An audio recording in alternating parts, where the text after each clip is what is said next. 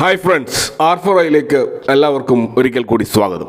Bench mark index ആയ Nifty കഴിഞ്ഞ ആഴ്ച വളരെ സ്ട്രോങ് ആയിട്ടുള്ള ഒരു ബുള്ളിഷ് മൊമെന്റം കാണിക്കുകയുണ്ടായി. അതിന്റെ അടിസ്ഥാനത്തിൽ നിഫ്റ്റി അതിന്റെ ഓൾ ടൈം ഹൈയോട് ഏകദേശം 30 പോയിന്റ് താഴെ എത്തിക്കൊണ്ടാണ് തിരിച്ചു വന്നത്. അപ്പോൾ 52 വീക്ക് ഹൈ ആയിട്ടുള്ള 26,246 എന്നുള്ള ഹൈ ക്രിയേറ്റ് ചെയ്തുകൊണ്ടാണ് നിഫ്റ്റി തിരിച്ചു വന്നത്. അപ്പോൾ വീക്കായിട്ടുള്ള ഗ്ലോബൽ മാർക്കറ്റിന്റെ ആ ഒരു സെന്റിമെന്റ്സ് നിഫ്റ്റിയെ എഫക്റ്റ് ചെയ്യുകയും എങ്കിൽ പോലും 26,000 മുകളിൽ നിഫ്റ്റി നിൽക്കുകയും ചെയ്യുകയാണ്. കഴിഞ്ഞ ആഴ്ച നിഫ്റ്റിയുടെ ആ ഒരു റിട്ടേൺ എന്ന് പറയുന്നത് 0.61% ആണ്. എന്നാൽ അവിടെ നമുക്ക് കാണാൻ കഴിയും ബ്രോഡ് മാർക്കറ്റിലെ മറ്റ് ഇൻഡെക്സുകൾ നോക്കുകയാണെങ്കിൽ അവിടെയൊക്കെ നെഗറ്റീവാണ് റിട്ടേൺ. ഇപ്പോൾ നിഫ്റ്റി നെക്സ്റ്റ് 50 നോക്കിക്കഴിഞ്ഞാൽ 1.6% ഡൗൺ ആണ്. നിഫ്റ്റി മിഡ് ക്യാപ് 150 0.81% ഡൗൺ ആണ്. നിഫ്റ്റി സ്മോൾ ക്യാപ് 250 2.09% ഡൗൺ ആണ്. നിഫ്റ്റി മൈക്രോ ക്യാപ് 250 2.2% ഡൗൺ ആണ്. അപ്പോൾ ഇതിൽ നിന്നും നിഫ്റ്റി 50 സ്റ്റോക്കുകളിൽ മാത്രമാണ് ഒരു മൊമെന്റം ഉണ്ടായത്. എന്നാൽ നിഫ്റ്റി സ്മോൾ ക്യാപ്പിലും മൈക്രോ ക്യാപ്പിലും വമ്പിച്ച ഒരു സെൽ ഓഫ് ആണ് ഉണ്ടായത് എന്ന് നമുക്ക് മനസ്സിലാക്കാം. കാരണം ഇൻഡെക്സ് ലെവലിൽ 2%-ലധികമാണ് ഈ സ്മോൾ ആൻഡ് മൈക്രോ ക്യാപ് സെഗ്മെന്റിൽ തകർച്ച ഉണ്ടായിട്ടുള്ളത്. ഇനി സെക്ടർ വൈസ് നമ്മൾ നോക്കുകയാണെങ്കിൽ കഴിഞ്ഞ ആഴ്ചയിൽ ഏറ്റവും നന്നായി പെർഫോം ചെയ്ത സെക്ടറുകൾ നോക്കുകയാണെങ്കിൽ banking sector, software and IT services, automobile axillary സ്റ്റോക്കുകൾ, അതുപോലെ ഓയിൽ ആൻഡ് ഗ്യാസ് സെഗ്മെന്റിലുള്ള സ്റ്റോക്കുകൾ, ടെലികോം സെഗ്മെന്റിലുള്ള സ്റ്റോക്കുകൾ, ഹോസ്പിറ്റാലിറ്റി ഹോട്ടൽ മേഖലയിലുള്ള സ്റ്റോക്കുകൾ, അഗ്രി മേഖലയിലുള്ള സ്റ്റോക്കുകൾ, അതുപോലെ ഡയമണ്ട് ആൻഡ് ജ്വല്ലറി മേഖലയിലുള്ള സ്റ്റോക്കുകളും പോസിറ്റീവിൽ ക്ലോസ് ചെയ്തിട്ട് കാണാം. അപ്പോൾ കാര്യമായ മൂവ് ഉണ്ടായിട്ടുള്ള സെക്ടർ നമ്മൾ നോക്കുമ്പോൾ അത് ഈ ബാങ്കിങ്ങും ഇൻഫർമേഷൻ ടെക്നോളജി എന്ന് പറയുമ്പോൾ ഈ സെഗ്മെന്റിലൊക്കെയാണ് നിഫ്റ്റി 50-ൽ ഏറ്റവും അധികം വെയിറ്റേജ് ഉള്ളത്. അതുപോലെ തന്നെ ഓയിൽ ആൻഡ് ഗ്യാസിൽ 3-ാം സ്ഥാനത്തുള്ള വെയിറ്റേജ്, അതുപോലെ ഓട്ടോ സ്റ്റോക്കിലാണ് 4-ാം സ്ഥാനത്തുള്ള വെയിറ്റേജ്. അപ്പോൾ ഇത്തരത്തിൽ ഏറ്റവും ഹൈ വെയിറ്റേജ് ഉള്ള സെഗ്മെന്റിലാണ് കാര്യമായ ബൈയിങ് നടന്നത് എന്ന് വ്യക്തമാണ്. കഴിഞ്ഞ ആഴ്ച ഏറ്റവും അധികം അണ്ടർ പെർഫോം ചെയ്ത സെക്ടറുകളും മെറ്റൽ ആൻഡ് മൈനിങ്ങും, അതേപോലെ ക്യാപിറ്റൽ ഗുഡ്സിന്റെ സെഗ്മെന്റും, പവർ സെഗ്മെന്റും, അതുപോലെ റിയൽ എസ്റ്റേറ്റുമാണ് താഴോട്ടേക്ക് പോയത്. അപ്പോൾ മാർക്കറ്റിന്റെ യഥാർത്ഥത്തിലുള്ള പ്രകടനം ഒരു സമ്മിശ്രമായിട്ടുള്ളൊരു പ്രകടനമാണ്. ഇപ്പോഴും സൈഡ് വേസ് ആണ്, പക്ഷെ നേരിയ ഒരു ബുള്ളിഷ്നെസ് ഇത്ര മാത്രമേ നമുക്ക് മാർക്കറ്റിൽ കാണാൻ കഴിയുന്നു. കഴിഞ്ഞ ആഴ്ച മൺഡേ മുതൽ തേഴ്സ്ഡേ വരെ ആ 4 ട്രേഡിംഗ് ഡേയിൽ നമ്മുടെ മാർക്കറ്റ് മൂഡ് ഇൻഡെക്സ് സൂചിപ്പിച്ചത് അത് ഗ്രീഡ് സോണിലാണെന്നാണ്. ഗ്രീഡ് സോണിലെ ജസ്റ്റ് ഒരു എൻട്രി ലെവലിലുള്ള ഗ്രീഡ് സോണിലാണ് അത് ഉണ്ടായിരുന്നത്. എന്നാൽ ലാസ്റ്റ് ഫ്രൈഡേ നമ്മൾ കാണുന്നത് അത് വീണ്ടും ഫിയർ സോണിലേക്ക് തിരിച്ചു വന്നു എന്നുള്ളതാണ്. ഇൻവെസ്റ്റേഴ്സിന്റെ ഇടയിൽ ഒരു കൺഫ്യൂഷൻ ക്രിയേറ്റ് ചെയ്യുന്ന രീതിയിലാണ് കഴിഞ്ഞ ആഴ്ച നമുക്ക് മൊത്തത്തിൽ മാർക്കറ്റ് കാണാൻ കഴിയുക. കാരണം അവർ ഫിയർ സോണിലാണോ ഗ്രേഡ് സോണിലാണോ എന്നുള്ള ഒരു തീരുമാനത്തിൽ പറ്റാത്ത രീതിയിലുള്ള ഒരു സ്റ്റേജിലാണ് മാർക്കറ്റ് ഉള്ളത്. അപ്പോൾ അത്തരത്തിലുള്ള ഒരു അൺസർട്ടനിറ്റി അവിടെ ഉണ്ട്.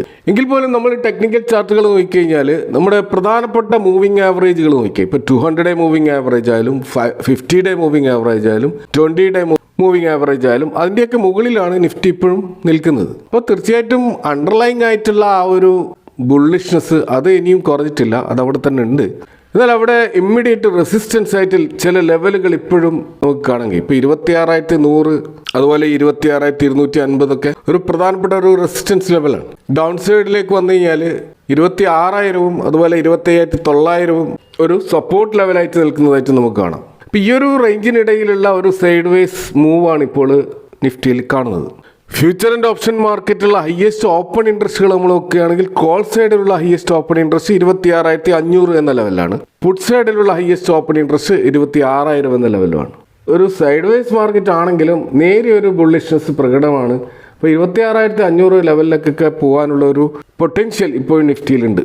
ഇനി അടുത്ത ആഴ്ച നമ്മുടെ മാർക്കറ്റിൽ പ്രധാനപ്പെട്ട ഒരു ട്രിഗർ പോയിന്റ് ആയിട്ട് വരാൻ സാധ്യതയുള്ള ചില ഡാറ്റകൾ നോക്കുകയാണെങ്കിൽ ഒന്ന് GDP ഡാറ്റയാണ്. അപ്പോൾ സെക്കൻഡ് ക്വാർട്ടറിൽ, അതായത് ജൂലൈ ടു സെപ്റ്റംബർ ക്വാർട്ടറിലുള്ള ആ ഒരു GDP ഡാറ്റ റിലീസ് ചെയ്യാൻ പോകുന്നത് നവംബർ 28-ാം തീയതി ആയിരിക്കും. അപ്പോൾ കഴിഞ്ഞ 5 ക്വാർട്ടറുകളിലെ ഒരു GDP ഗ്രോത്ത് നമ്മൾ നോക്കിക്കഴിഞ്ഞാൽ ആദ്യത്തെ 3 ക്വാർട്ടറുകളിൽ എക്സ്പെക്ടേഷനോട് ഒത്തുവരാത്ത ഒരു GDP ഗ്രോത്ത് ആയിരുന്നു. അത് 5.4 വരെ ഉണ്ടായിരുന്നു, അതുപോലെ 6.2 6.7 ഒക്കെ ആയിരുന്നു. എന്നാൽ ലാസ്റ്റ് 2 പ്രീവിയസ് ക്വാർട്ടറുകളിലുള്ള GDP ഗ്രോത്ത് 7-ന് മേലെ വന്നതായിട്ട് കാണാം. 7.4-ഉം 7.8-ഉം ഒക്കെ വന്നിരുന്നു. അപ്പോൾ ഈ Q2 ക്വാർട്ടറിലുള്ള ഈ GDP ഡാറ്റ ഏകദേശം 7.5 എന്നുള്ള ഒരു ലെവലിലേക്ക് എത്തുമെന്നാണ് SBIയുടെ ഒക്കെ റിസർച്ച് റിപ്പോർട്ടിൽ പറയുന്നത്. അപ്പോൾ നമ്മുടെ ഇംപ്രൂവ്ഡ് ആയിട്ടുള്ള കൺസംഷനും അതുപോലെ തന്നെ GST റേറ്റ് കട്ട് സൃഷ്ടിച്ചിട്ടുള്ള ആ ഒരു കൺസ്യൂമർ സ്പെൻഡിങ്ങിലുണ്ടായ വർധനവും ഇതൊക്കെ ഇതിനെ ബൂസ്റ്റ് ചെയ്യുമെന്നാണ് SBIയുടെ റിപ്പോർട്ടിൽ പറയുന്നത്.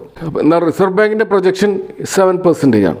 അപ്പോൾ ഏതായാലും ഈ GDP 7 അതുപോലെ 7.5 എന്ന ഒരു റേഞ്ചിലേക്ക് വരുമെന്നാണ് പൊതുവെ സ്ട്രീറ്റ് പ്രതീക്ഷിക്കുന്നത്. നമുക്ക് ഏതായാലും അത് 28-ാം തീയതി നാഷണൽ സ്റ്റാറ്റിസ്റ്റിക്സ് ഓഫീസ് അത് പ്രസിദ്ധീകരിക്കുമ്പോൾ നമുക്ക് ആ GDP ഗ്രോത്ത് ഈ ഒരു എക്സ്പെക്റ്റേഷനെ ബീറ്റ് ചെയ്യുകയാണെങ്കിൽ അത് മാർക്കറ്റിൽ വളരെ പോസിറ്റീവായിട്ടുള്ളൊരു മൂവ് ഉണ്ടാവാൻ സഹായിച്ചേക്കും.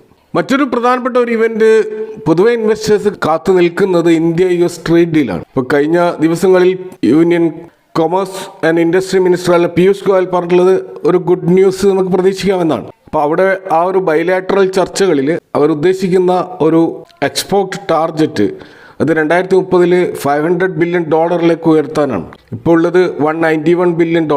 അപ്പോൾ ഈ ഒരു ട്രേഡ് ഡീലിൻ്റെ ആ ഒരു ഏതെങ്കിലും വിധത്തിലുള്ള പോസിറ്റീവ് ന്യൂസ് വരികയാണെങ്കിൽ അതും മാർക്കറ്റിൽ ട്രിഗർ ചെയ്യാൻ സാധ്യതയുള്ള ഒരു ഇവന്റ് ആയിരിക്കും. മറ്റൊരു പ്രധാനപ്പെട്ട ഒരു കാര്യം നമുക്ക് മാർക്കറ്റിൽ കാണാൻ കഴിയുക US-ന്റെ ഡാറ്റ റിലീസുകളുമായി ബന്ധപ്പെട്ട ഇഷ്യൂസ് ആണ്. നമുക്കറിയാം ഗ്ലോബൽ മാർക്കറ്റിന്റെ ഇപ്പോഴത്തെ വീക്ക്നെസിന്റെ ഒരു പ്രധാനപ്പെട്ട കാരണം US ഗവൺമെന്റ് ഷട്ട് ഡൗൺ കാരണം വൈകിപ്പോയ ഇത്തരം ഡാറ്റകളാണ്. US-ന്റെ ചരിത്രത്തിലെ ഏറ്റവും ലോങ് ആയിട്ടുള്ള ഒരു ഷട്ട് ഡൗൺ ആണത്. 43 ഡേയ്സിന്റെ ഒരു ഷട്ട് ഡൗൺ ആണ്. അപ്പോൾ അത് കാരണം അവർ ഒക്ടോബറിലെ ജോബ്സ് റിപ്പോർട്ട് അവർ പ്രസിദ്ധീകരിച്ചിട്ടുണ്ടായിരുന്നില്ല. അതിന് പകരം പേറോൾ ഡാറ്റ മാത്രമാണ് വന്നിട്ടുള്ളത്. അതുപോലെ സെപ്റ്റംബറിലെ ജോബ്സ് റിപ്പോർട്ട് ഒക്ടോബർ 3 ഷെഡ്യൂൾ ചെയ്തത് അത് ഈ കമ്മിങ് തേഴ്സ്ഡേ പ്രസിദ്ധീകരിക്കുമെന്നാണ് പ്രതീക്ഷിക്കുന്നത്. അപ്പോൾ തീർച്ചയായിട്ടും ഗ്ലോബലി മൊത്തത്തിൽ ഇൻവെസ്റ്റേഴ്സ് ഈ ഒരു US മാർക്കറ്റ് പെർഫോമൻസ് അതിൻ്റെ എക്കണോമിക് റിലീസുകളും അതിൻ്റെ ഡാറ്റകളുമൊക്കെയാണ് ഭാവിയിലുള്ള അതിൻ്റെ ഒരു ഡയറക്ഷൻ തീരുമാനിക്കുന്നത്. അപ്പോൾ നിയർ ടേമിലെ ആ ഒരു റിസ്ക് സെൻറ്റിമെൻറ്റ്സ് എത്രത്തോളം ഉണ്ടാകുമെന്നും ഫോറിൻ ഫ്ലോ എത്രമാത്രം ഉണ്ടാകുമെന്നൊക്കെ തീരുമാനിക്കുന്നത് ഇത്തരം ഡാറ്റകളുടെ വരവോടുകൂടിയായിരിക്കും. അപ്പോൾ അത് നമുക്ക് നെക്സ്റ്റ് വീക്ക് പ്രതീക്ഷിക്കാവുന്നതാണ്. ഇത് നമ്മൾ ഇന്ത്യൻ മാർക്കറ്റിലേക്ക് വന്നാൽ ഫോറിൻ ഇൻസ്റ്റിറ്റ്യൂഷണൽ ഇൻവെസ്റ്റേഴ്സ് അവരുടെ സെല്ലിങ് തുടർന്നുകൊണ്ടേയിരിക്കുകയാണ്. 13,000 കോടിയുടെ ഒരു ലെവലിലാണ് ഇപ്പോൾ അവർ ഇന്ത്യൻ ഇക്വിറ്റിയിൽ ഈ നവംബർ മാസം ഓവറോൾ നെറ്റ് സെല്ലിങ് നടത്തിയിട്ടുള്ളത്. എന്നാൽ കഴിഞ്ഞ ആഴ്ച നേരിയൊരു ഇമ്പ്രൂവ്മെൻ്റ് ഉണ്ടായിരുന്നു. 3 പ്രാവശ്യം അവർ നെറ്റ് ബയേഴ്സ് ആയിരുന്നു, 2 പ്രാവശ്യം മാത്രമാണ് സെല്ലേഴ്സ് ആയത്. എങ്കിൽ പോലും FIAസിൻ്റെ ബൈങ്ങിൻ്റെ ഒരു ട്രെൻഡ് ഏത് ദിശയിലേക്കാണ് എന്ന് കൃത്യമായൊരു സൂചന തരാത്ത വിധത്തിലുള്ള ഒരു ബൈങ് ആണ് നമ്മൾ കണ്ടത്. എങ്കിൽ പോലും അതിൻ്റെ ഇൻറ്റൻസിറ്റി തീർച്ചയായിട്ടും കുറഞ്ഞിട്ടുണ്ട്. കാരണം ഓവറോൾ നമ്മളിപ്പോൾ കണ്ടു നവംബർ മാസം മൊത്തത്തിൽ 13,000 കോടിയുടെ ഒരു ആവറേജ് നെറ്റ് സെല്ലിംഗ് മാത്രമാണ് നമ്മൾ കാണുന്നത്. അതുപോലെ മറ്റൊരു പ്രധാനപ്പെട്ട കാര്യം നമുക്കറിയാം, കഴിഞ്ഞ വർഷങ്ങളിൽ ഇന്ത്യൻ മാർക്കറ്റ് മറ്റ് വേൾഡ് എമേർജിംഗ് മാർക്കറ്റുകളൊക്കെ അണ്ടർ പെർഫോം ചെയ്ത് നിൽക്കുകയായിരുന്നു. അതിനുള്ള ഒരു പ്രധാനപ്പെട്ട കാരണം അത്തരത്തിലുള്ള എമേർജിംഗ് മാർക്കറ്റുകളിൽ പ്രത്യേകിച്ച് US, China, Taiwan, south Korean മാർക്കറ്റുകളിൽ AI റിലേറ്റഡ് ആയിട്ടുള്ള ആ ഒരു AI ട്രേഡിൻ്റെ ബെനിഫിഷ്യറി ആകുന്ന മാർക്കറ്റുകൾ എന്നുള്ള രീതിയിലുള്ള ഒരു മൂവ് ഉണ്ടായിരുന്നു. എന്നാൽ ഇപ്പോൾ AI റിലേറ്റഡ് ആയിട്ട് വരുന്ന വാർത്തകൾ AI ബബിളിൻ്റെ ഒരു വക്കിലാണ് വേൾഡ് ഉള്ളത് എന്നുള്ള അർത്ഥത്തിൽ വേൾഡ് ഇൻഡെക്സുകളൊക്കെ ഒരു കറക്ഷൻ മോഡിലാണ് നിൽക്കുന്നത്. അപ്പോൾ അതുകൊണ്ട് തന്നെ ഇന്ത്യയുടെ അണ്ടർ പെർഫോമൻസ് മെല്ലെ മെല്ലെ ആ ഒരു ബാലൻസ് ചെയ്യുന്ന രീതിയിലാണ് നമുക്കിപ്പോൾ കാണാൻ കഴിയുന്നത്. എന്നാൽ ഇന്ത്യൻ മാർക്കറ്റിൽ ഒരു പോസിറ്റീവായിട്ടുള്ള ഒരു അന്തരീക്ഷം ഉണ്ടെങ്കിലും കഴിഞ്ഞ ദിവസങ്ങളിൽ ഇന്ത്യൻ റുപ്പിയിലുണ്ടായ ഒരു വീക്ക്നെസ് ആശങ്ക പരത്തുന്ന ഒരു കാര്യമാണ്. അപ്പോൾ അതിൻ്റെ ഒരു പ്രധാനപ്പെട്ട കാരണം US ഡോളർ കുറച്ച് ശക്തിപ്പെട്ടു എന്നുള്ളതാണ്. ഇപ്പോൾ US ഡോളർ അതിൻ്റെ 52 വീക്ക് റേഞ്ച് നമ്മൾ പരിശോധിച്ചാൽ 96 എന്ന ലോയിൽ വരെ ഈ ഡോളർ ഇൻഡെക്സ് പോയിരുന്നു. 110 എന്നുള്ള ഹൈയിൽ നിന്നാണ് 96 എന്ന ലെവലിലേക്ക് ഡോളർ തകർന്നടിഞ്ഞത്. എന്നാൽ ഇപ്പോൾ നമ്മൾ കാണുന്നത് ഈ ഡോളറിൽ പുതിയ ജീവൻ ലഭിക്കുന്നത് പോലെയാണ്. കാരണം അതിപ്പോൾ 100 എന്ന ലെവലിൽ കടന്നിരിക്കുകയാണ്. അപ്പോൾ തീർച്ചയായിട്ടും ഈ ഡോളറിൻ്റെ ഈ ഒരു സ്ട്രെങ്തൻ കാരണം സ്വാഭാവികമായിട്ടും ഇന്ത്യൻ റുപ്പി വീക്കാവും. കാരണം നമ്മൾ ഇന്ത്യൻ റുപ്പിയുടെ വില താരതമ്യം ചെയ്യുന്നത് ഡോളറുമായിട്ടാണ്. ഡോളറുമായിട്ട് ഇപ്പോൾ നിൽക്കുന്നത് 89.61 എന്ന ലെവലിലാണ്. അത് 90 എബോവ് പോകാൻ ഒരിക്കലും റിസർവ് ബാങ്ക് അനുവദിക്കുമെന്ന് തോന്നില്ല. തീർച്ചയായിട്ടും അവിടെ റിസർവ് ബാങ്കിൻ്റെ ഇടപെടൽ ഉണ്ടാവുകയും റുപ്പി ശക്തിപ്പെടുത്താനുള്ള നടപടികൾ സ്വീകരിക്കുകയും ചെയ്യുമെന്ന് നമുക്ക് പ്രത്യാശിക്കാം. എന്നാൽ ഇത്തരത്തിലുള്ള റുപ്പി വീക്ക്നെസ് ഫോറിൻ ഔട്ട്ഫ്ലോക്ക് കാരണമാകാറുണ്ട്. അതും ഒരു പ്രധാനപ്പെട്ട ഇഷ്യൂ ആണ്. ഇനി നമ്മൾ IPO മാർക്കറ്റിലേക്ക് വന്നാൽ നമുക്ക് 2 IPOകളാണ് നിലവിൽ ഇവിടെ കാണാൻ കഴിയുക. അതിൽ എക്സൽസോഫ്റ്റ് ടെക്നോളജിയുടെ IPO ഓൾറെഡി ക്ലോസ് ചെയ്തിരിക്കുകയാണ്. അത് ഇനി നെക്സ്റ്റ് വീക്ക് ലിസ്റ്റ് ചെയ്യപ്പെടും. അതിൻ്റെ ഒരു ഗ്രേ മാർക്കറ്റ് പ്രീമിയം പരിശോധിച്ചാൽ വളരെ പുവർ ആയിട്ടുള്ള ഒരു പെർഫോമൻസ് ആണ് കാണാൻ കഴിയുക. 6% ഒരു ഗ്രേ മാർക്കറ്റ് പ്രീമിയം മാത്രമാണ് നമ്മൾ കാണുന്നത്. എന്നാൽ പുതുതായിട്ട് നെക്സ്റ്റ് വീക്ക് ഓപ്പൺ ചെയ്യാൻ പോകുന്ന ഒരു IPO ആണ് സുദീപ് ഫാർമ എന്ന കമ്പനിയുടെ IPO. ഇതിൻ്റെ ഒരു ഫൈനാൻഷ്യൽസ് പരിശോധിച്ചാൽ ഇതിൻ്റെ ടോപ്പ് ലൈനിലായാലും ബോട്ടം ലൈനിലായാലും നല്ല ഗ്രോത്ത് പ്രകടമാണ്. എങ്കിൽ പോലും വാല്യുവേഷൻ കുറച്ച് ഹൈ ആണ്. അപ്പോൾ ഇതിൻ്റെ ഒരു ശക്തമായ ഫൈനാൻഷ്യൽസ് കാരണം ഇതിൻ്റെ ഒരു ഗ്രേ മാർക്കറ്റ് പ്രീമിയം നമ്മൾ പരിശോധിച്ചാൽ ഇപ്പോൾ 20% ഒരു മോശമല്ലാത്തൊരു ഗ്രേ മാർക്കറ്റ് പ്രീമിയം നമുക്കിവിടെ കാണാൻ കഴിയുന്നുണ്ട്. അതുകൊണ്ട് തന്നെ നല്ലൊരു ലിസ്റ്റിംഗ് ഗെയിൻ സാധ്യത ഈ ഒരു സുദീപ് ഫാർമ എന്ന് പറയുന്ന ഈ ഒരു IPO ഒക്കെ ഉണ്ടാകുമെന്നാണ് പ്രതീക്ഷിക്കുന്നത്. എന്നാൽ വളരെ ചെറിയൊരു ഇഷ്യൂ സൈസുള്ള ഒരു IPO ആണിത്. ഇപ്പോൾ കാര്യമായിട്ടുള്ള നോട്ടബിൾ ആയിട്ടുള്ള IPOകളൊന്നും അടുത്ത ആഴ്ച നമുക്ക് കാണാൻ കഴിയില്ല. ഇനി നമ്മൾ നെക്സ്റ്റ് വീക്ക് ഫോക്കസ് ചെയ്യാൻ പറ്റുന്ന ചില സ്റ്റോക്കുകളിലേക്ക് പോയി കഴിഞ്ഞാൽ ഒന്ന് മഹീന്ദ്ര ആൻഡ് മഹീന്ദ്രയാണ്. അപ്പോൾ വളരെ സ്ട്രോങ് ആയിട്ടുള്ള പ്രൊഡക്റ്റ് പൈപ്പ് ലൈനും ഇവരുടെ SUV സ്പേസിലുള്ള ആ ഒരു ആധിപത്യവും ഈ സ്റ്റോക്കിനെ പല ഇന്റർനാഷണൽ ബ്രോക്കറേജുകളും വളരെ പോസിറ്റീവായിട്ടാണ് കാണുന്നത്. ജെഫ്രീസ് ഇതിന് 4500 എന്നുള്ള ടാർഗറ്റ് പ്രൈസ് നൽകിയതായിട്ട് കാണാം. ഇതുപോലെ മറ്റൊരു സ്റ്റോക്ക് കാണുന്നത് ഹോം ഫസ്റ്റ് ഫിനാൻസ് എന്ന് പറയുന്ന ഫൈനാൻഷ്യൽ സെഗ്മെന്റിലുള്ള ഒരു സ്റ്റോക്കാണ്. അഫോർഡബിൾ ഹൗസിംഗ് സെഗ്മെന്റിലുള്ള ഈ ഒരു സ്റ്റോക്ക് കഴിഞ്ഞ ക്വാർട്ടർ അത്ര ശക്തമായിരുന്നില്ലെങ്കിലും ഇത് വളരെ ഡ്യൂറബിൾ ആയിട്ടുള്ള കുറേ കാലമായിട്ട് ശക്തമായ പെർഫോമൻസ് നടത്തുന്ന ഒരു ഫൈനാൻസ് കമ്പനി എന്നുള്ള നിലക്ക് ബെൻസ്റ്റീൻ പോലെയുള്ള ഇന്റർനാഷണൽ ബ്രോക്കറേജ് ഇതിന് 1650 എന്നുള്ളൊരു പ്രൈസ് ടാർഗറ്റ് നൽകിയതായിട്ട് കാണാം. മറ്റൊരു സ്റ്റോക്ക് നമ്മൾ കാണുന്നത് റിലയൻസ് ഇൻഡസ്ട്രീസ് ആണ്. ന്യൂ എനർജി ബിസിനസ്സിലേക്കുള്ള റിലയൻസിന്റെ ആ ഒരു ഫോക്കസ് അത് ഈ സ്റ്റോക്കിൽ നല്ലൊരു പോസിറ്റീവ് മൊമെന്റം സൃഷ്ടിച്ചിട്ടുണ്ട്. അപ്പോൾ അതിൻ്റെ അടിസ്ഥാനത്തിൽ ഈ മോട്ടിലാൽ ഒസ്വാൾ പോലെയുള്ള ബ്രോക്കറേജ് ഹൗസുകൾ ഇതിന് 1765 എന്നുള്ള ഒരു ടാർഗറ്റ് നൽകിയതായിട്ട് കാണാം. ഇതേപോലെ മറ്റൊരു സ്റ്റോക്ക് ഭാരതി എയർടെൽ ആണ്. അപ്പോൾ ഭാരതി എയർടെലിൻ്റെ ഒരു ആവറേജ് റവന്യൂ പെർ യൂസർ അത് വർദ്ധിച്ചതായിട്ടും മാർജിൻ കുറച്ച് സ്ട്രോങ് ആയതായിട്ടും കാണാം. അതിൻ്റെ അടിസ്ഥാനത്തിൽ ജെഫ്രീസ് പോലെയുള്ള ബ്രോക്കറേജുകൾ ഇതിന് ഒരു ബൈ റേറ്റിംഗ് കൊടുത്തതായിട്ടും കാണാം. മറ്റൊരു സ്റ്റോക്ക് ആക്സിസ് ബാങ്ക് ആണ്. ആക്സിസ് ബാങ്കിൻ്റെ ആ ഒരു പെർഫോമൻസ് ഇമ്പ്രൂവ് ആയിട്ടുണ്ട് എന്നാണ് അതിൻ്റെ ഫൈനാൻഷ്യൽസ് സൂചിപ്പിക്കുന്നത്. പ്രത്യേകിച്ച് അവരുടെ ലയബിലിറ്റി പ്രഷർ കുറഞ്ഞിട്ടുണ്ട്, അസറ്റ് ക്വാളിറ്റി ഇമ്പ്രൂവ് ആയിട്ടുണ്ട്, അതുപോലെ സെക്ടർ ലിക്വിഡിറ്റി വളരെ സപ്പോർട്ടീവ് ആയിട്ടുള്ളത്, അതുപോലെ റിസ്ക് റിവാർഡ് റേഷ്യോ നോക്കുകയാണെങ്കിൽ വളരെയധികം അണ്ടർ പെർഫോം ചെയ്ത ഒരു ബാങ്കിങ് സ്റ്റോക്ക് എന്നുള്ള നിലയ്ക്ക് ഇത് വാല്യുവേഷൻ നോർമൽ ആയതുകൊണ്ട് തന്നെ ഈ സ്റ്റോക്കിൽ ഒരു സാധ്യതയാണ് UBS പോലെയുള്ള ഇന്റർനാഷണൽ ബ്രോക്കറേജ് നൽകുന്നത്. അവരിതിൻ്റെ ടാർഗറ്റ് 1300 നിന്ന് 1500 ആയിട്ട് ഉയർത്തിയായിട്ട് കാണാം.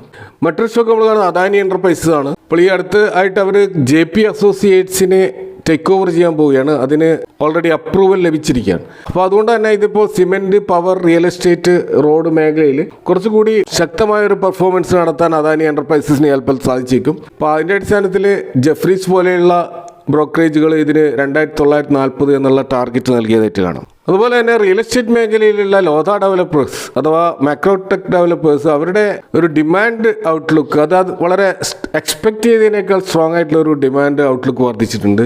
അത് അവരുടെ ബാലൻസ് ഷീറ്റിൽ വളരെ വിസിബിളായിട്ട് കാണാൻ കഴിയും. അതിൻ്റെ അടിസ്ഥാനത്തിൽ മോട്ടിലാൽ ഓസ്വാൾ ഇതിന് 1888 എന്നുള്ള ഒരു പ്രൈസ് ടാർഗറ്റ് നിശ്ചയിച്ചിട്ട് കാണാം. ഇതുപോലെ മറ്റൊരു അദാനി സ്റ്റോക്ക് അദാനി ഗ്രീൻ എനർജിയാണ്. അപ്പോൾ ഇതിൻ്റെ വളരെ സ്ട്രോങ് ആയിട്ടുള്ള ഒരു എക്സിക്യൂഷൻ ട്രാക്ക് റെക്കോർഡും അതുപോലെ അവരുടെ ഓപ്പറേഷണൽ കപ്പാസിറ്റിയിലുണ്ടായ വർധനവും, കാരണം FY18 2 ഗിഗാവാട്ട് മാത്രം ഉണ്ടായിരുന്ന ഒരു കപ്പാസിറ്റിയാണ് ഇപ്പോൾ സെപ്റ്റംബർ 2025 16.7 ഗിഗാവാട്ടായിട്ട് ഉയർന്നിട്ടുള്ളത്.